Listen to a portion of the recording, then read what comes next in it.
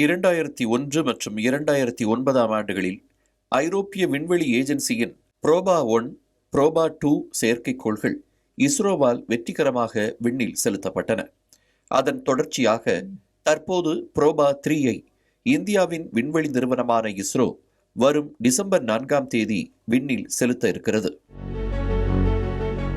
ஐரோப்பிய விண்வெளி ஏஜென்சியின் சொந்த கனரக ராக்கெட்டுகளுக்கு மாற்றாக இஸ்ரோவின் PSLV ஏவு வாகனத்தின் மூலம் புரோபோ 3 விண்ணில் செலுத்தப்பட உள்ளது. புரோபோ 3 என்பது ஸ்பெயின், பெல்ஜியம், போலந்து, இத்தாலி மற்றும் சுவிட்சர்லாந்து உட்பட பல ஐரோப்பிய நாடுகளின் விஞ்ஞானிகளை உள்ளடக்கிய ஒரு கூட்டு திட்டமாகும்.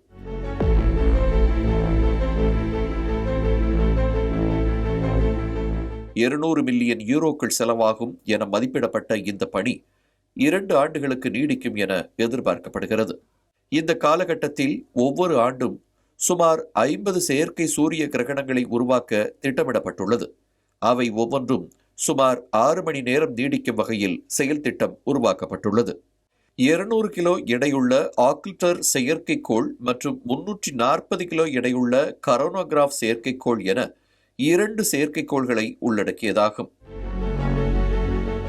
துல்லியமான ஒருங்கிணைந்து செயல்படும் 2 செயற்கைக்கோள்களும் விண்ணில் செலுத்தப்பட்ட பிறகு சூரிய கரோனோகிராஃப் உருவாக்க ஒன்றாக நிலைநிறுத்தப்படுகிறது.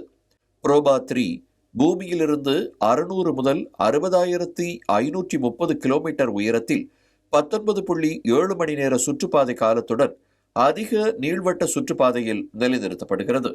சூரியனின் கரோனாவை ஆய்வு செய்வது புரோபா 3 திட்டத்தின் முதன்மையான குறிக்கோளாகும்.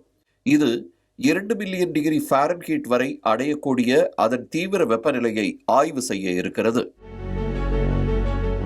சூரியனின் இந்த சூரிய புயல்கள் மற்றும் சூரிய காற்று போன்ற விண்வெளி வானிலை நிகழ்வுகளில் முக்கிய பங்கு வகிக்கிறது. செயற்கைக்கோள் தகவல் தொடர்பு, வழிச்செலுத்துதல் அமைப்புகள் மற்றும் பூமியின் மின் கட்டங்களை சீர்குலைக்கும் சூரியனின் கரோனாவை ஆய்வு செய்வது மிக முக்கியமானதாகும். சூரியனின் அதீத பிரகாசம் காரணமாக பாரம்பரியமான அறிவியல் கருவிகளால் சூரியனின் கரோனாவை ஆய்வு செய்ய முடியாமல் போகின்றது. ஆனால் இந்த சவாலை சமாளிக்க புரோபா 3இல் 3 சிறப்பு கருவிகள் உள்ளன.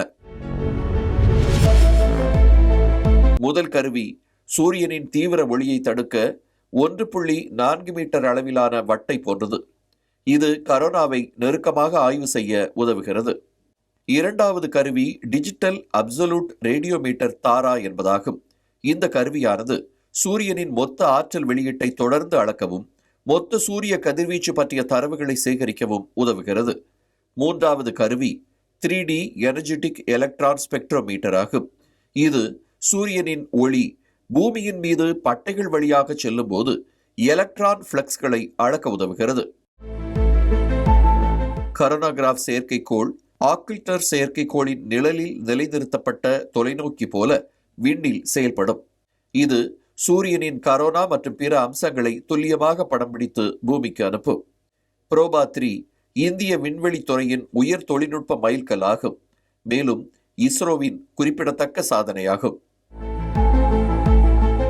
இந்த பணியை தொடங்குவதன் மூலம் உலகளாவிய விண்வெளி ஆய்வில் நம்பகமான மற்றும் செலவு குறைந்த பங்காளியாக இஸ்ரோ தன்னை நிலைநிறுத்திக் கொள்கிறது.